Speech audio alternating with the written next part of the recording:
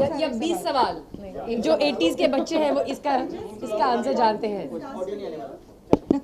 हाँ, sorry. With your views on women on the go, each one of you. Yeah. Okay. Well, a woman on the go for me is somebody who's doing many things. I'll start again with now there's silence. A woman on the go today is someone who's doing everything. She's running a house. She probably works, and if she doesn't, then she's doing something at home. Running a house in itself is a very, very big, tall order, big and tall order. And she's somebody who wants to make the most of her time, and at the same time she doesn't stop thinking about herself, in that whole bigger picture. So she does remember herself. She's not somebody who puts herself on the lowest priority.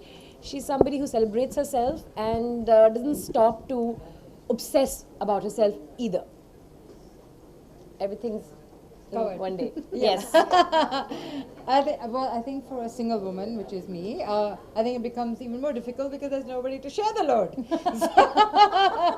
You get 5 cats like I did, but they don't seem to share the load either. So I think it's the same. You wake up and you do everything. So whatever it has to be, you have to do it in such a way that you don't really explode and take so much on. So it has to be, you can't be sitting and grooming yourself like all day long, and you cannot be working so much also that you kill yourself. So balance, to me, is the key to everything. Yeah. For me, a woman on the go is basically someone who wears a lot of hats on top of really nicely blow-dried hair. Always.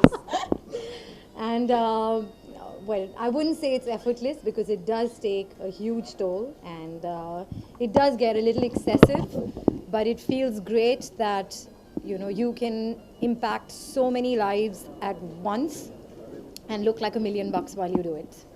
What do you think about the key and ka concept? I mean, you think it will rise in Indian future? I'm sorry, I haven't seen the film. Yeah. Well, it's about role reversals. Everything in his house and the woman is working outside. So it's that there is it's not that unheard of. There is a lot of cultures in the world that actually have men who don the hat of a homemaker, and the woman is the primary breadwinner. And I think it's more prevalent in the West simply because I think from childhood, the children there are taught to participate in household chores since they don't have house help like the third world does. So right from the very beginning, the kids are raised on an equal footing where the boys and the girls have to help their mom or their dad do the dishes, or it is to do laundry or pick out the garbage. So it's something that's not that alien a concept to them. They're used to seeing their dads and moms do exactly the same work. For us, it seems like something that is so novel because हम सबको आदत है कि घर तो मम्मा ही संभालेंगी, पापा सिर्फ शाम को आके बैठेंगे, 2 घंटे खेलेंगे और फिर मम्मा खाना लगाएंगी, मम्मा किचन साफ करेंगी और मम्मी सो जाएंगी. So for us to suddenly imagine कि अरे वाह मम्मा काम पे जा रही हैं and papa's going to do all this work seems very, very novel.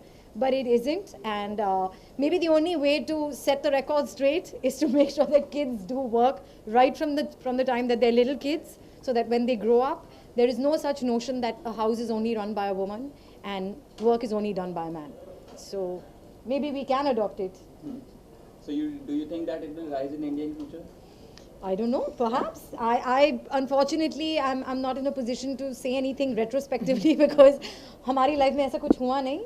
But having said that, I think from the very beginning, my brother and I were always taught that whether my mom stayed at home or my mom went to work, she was just as responsible in our upbringing and in making sure that we were well educated, well dressed, well fed, just like our dad was. So I have to say that I've had that kind of upbringing, but it's a tall order for the population of India to wrap their head around it. But who knows? One can live in hope. Thank you very much. Thank you, everybody. Thank you. Thank you. You have time for tea?